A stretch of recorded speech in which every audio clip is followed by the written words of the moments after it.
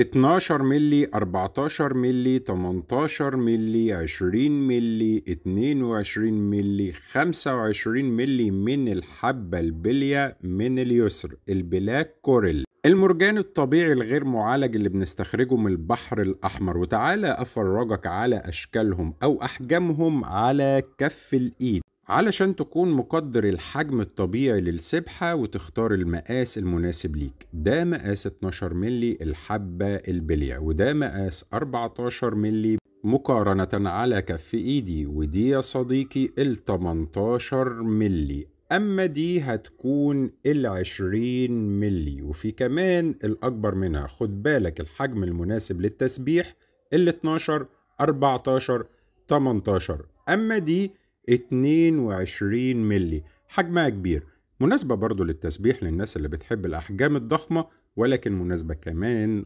أكتر للديكور.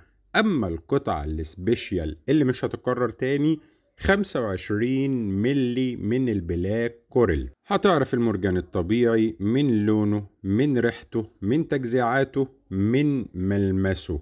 مرجان اسود طبيعي غير معالج بالمرة. في معالج ايوه، لكن مش هنشتغل فيه باي شكل من الاشكال، وإلا مش هتستفيد من الحجر الكريم اللي انت هتدفع فيه مبلغ. السبح كلها متوفرة بضمان سرايا عابدين على الأحجار وعلى الفضة لو حابب تركب ليها كركوشة فضة، والعدد 33 حبة.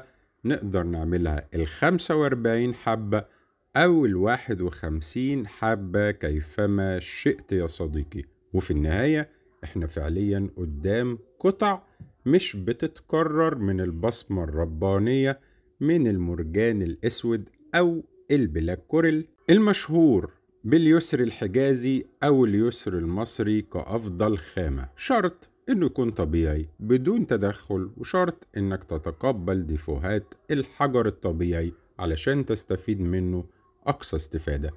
أشوفك دايما على خير.